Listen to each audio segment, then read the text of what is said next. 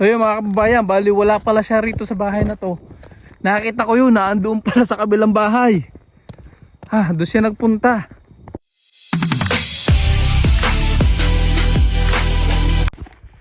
So hello mga kabayan, so pupunta nga pala ako doon sa sa kapitbahay namin doon. Yung alaga kong aso nagpunta ron. Nagpunta siya doon, siguro ano na siya, hit siya. Kasi hindi namin siya napapakapon eh. Ayun yung mayroon din sa aso namin pagka hindi nakakapon. Napunta sa kapitbahay. Ang inaalala ko kasi baka maano siya, masagasaan sila ng mga nadaan. Tabing highway pa man din to. Yan o. Kaya yun ang inaalala ko, kaya bigla kasing natakbo-takbo lang yung aso namin. Kaganan. Siguro pagka hit niya siya, lagi siya napunta dyan. Kasi kung tutusin, dapat ipapakapon namin yan, kaso lang medyo mahal ang pakapon rito. Dapat pala nung baby pa siya, napakapon na, medyo mura-mura.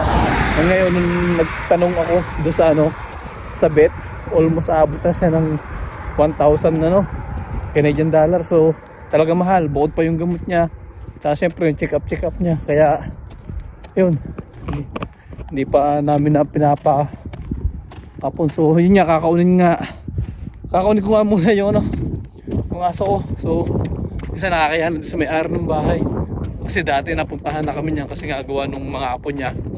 Baka kasi makagat, madambahan, kasi malaki yung aso ko, golden retriever eh, halos ka bewang ko. So punta lang natin. So yun mga kabayan, lakad lang tayo ng lakad. Medyo nakakahingal din maglakad tapos habang nagbablog ka, pero okay lang. So yun naman talaga ang natin din purpose, makapag video rin, tsaka maano natin yung aso natin. So yun mga kababayan, bali wala pala siya rito sa bahay na to. Nakita ko yun, naandoon pala sa kabilang bahay. Doon siya nagpunta. Hindi ko alam bakit doon siya nagpunta, pero dati isang beses lang siya nagpunta ron. Pero kalimitan doon sa bahay na itinuro ko. So yun siya makikita nyo yun, andun. Tapos may rabbit pang dumaan. So puntahan na nga lang natin doon. So yun yung mga kababayan, yung aso. Ayun yung aso naming kulit. Go over there. Go inside na, go inside. Bakit ka ba napunta roon, ha? Ikaw pag nasa kasaan ka, ikaw talaga. Go inside na. Go inside. Yari ka kay mami, papagalitan ka na naman. Huwag kang pupunta roon. Don't go over there, okay? Ha? Tamo, basang-basa ka na. Tara, let's go na. Go inside na. Enough to play na. Enough to play. Come on. Go inside. Go inside na. Go. Let's go. O talaga, pag ikaw ay nasa kasaan sa sakyan, wala akong magagawa sa iyo. Lagi ka ng alis ka ng alis. Ikaw tamo, hingal-hingal ka na, basang-basa ka na. Go inside na. Go inside.